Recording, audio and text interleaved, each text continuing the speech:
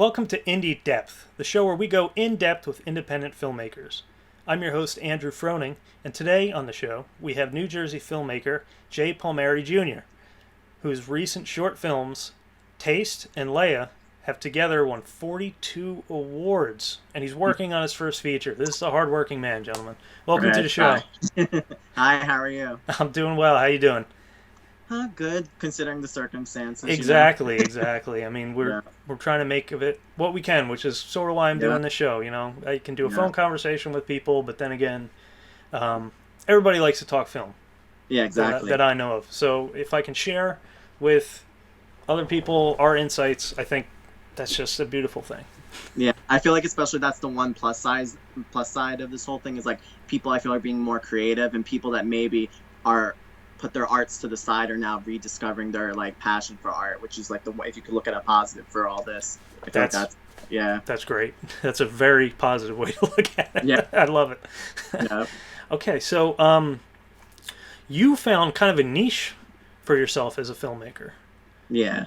I like for me, I've always been into horror and thrillers since I was like I want to say 10 is when I remember like really finding the passion for that genre. My first horror film that I ever saw was Berserker. I don't know if you've ever seen it. It's like such No. a rare, like very rare. I think like Vinegar Syndrome like recently like brought it back because it never had like a DVD or Blu-ray release. It was Okay. like strictly VHS. But I remember that was the first horror film I ever saw because I found it in my mom's cabinet, and I was like, "Ooh, the cover interests me." So that's where my love for horror started. Okay, Pet Cemetery was mine, and I think I hid in the Oh yeah, closet afterwards right. for a couple of years. Um, so, where do you come up with your ideas for films? Because you don't have the standard, guy in a mask with a knife. Your Mm, stuff is pretty original, I feel. thank you. So like with me, my ideas are just very random. Like for Taste, that was a film about um sexual assault within the fashion industry and modeling world. And I think from what I remember, I was just looking at a fashion magazine, and for some reason, I was like, well, that'd be kind of interesting to mix fashion with the world of horror, especially something that's like a real life horror, Hmm. such as sexual assault. And I filmed that 2 years ago before the Me Too movement happened. And I feel like that was a story that people could relate to because my previous four films they were like cheesy slasher horror films. So I knew for my fifth film I wanted to do something more mature and something that maybe people that don't like horror movies would gravitate towards to like a thriller mixed with horror elements. Okay, yeah. That's kind of like where I went with that. And with Leia, the actress who was in Taste, she posted like a modeling picture of her in like a kind of like an abandoned like I think boat yard, and she was like in like a nice negligee and wrapped in like fishnets. And I was like, ooh, for some reason that made me think of a haunted house mixed with Suspiria. So Okay. that it's like I just get ideas that randomly. It's like odd. Okay, yeah. I mean, Yeah. you pull them from the ether, and Yeah. if you don't write them down or Yeah. put them to paper, think about them enough. hmm I'm bad at writing things down. Like, now I have Google Docs on my phone, so I mm can create something and type Yeah. something. I might never see it again, but I've hmm written it down. And Yeah. I started doing that recently on the train, like on notes, just like I'll write like a little outline of something. And I'll just be like commuting to work, and I'll be like, oh, somehow something pops. I'm like, let me just write this down because in case it comes to fruition one day, you know. all right, yeah. And a lot of times when I don't write things down, I hmm find that if it's something I remembered, something I'm still thinking about, that there's probably Yeah. something there.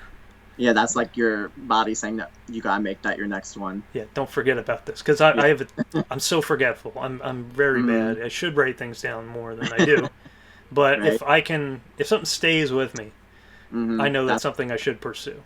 yeah. So you've got like horror and thriller aspects. hmm Um, they're sort of a similar genre, would you say?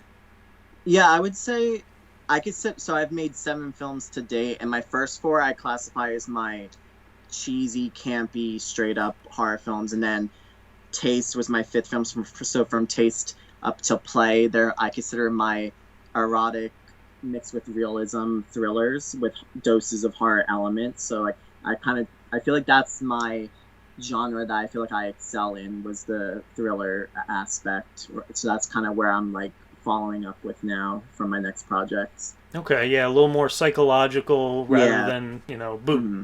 Yeah, exactly. Yeah.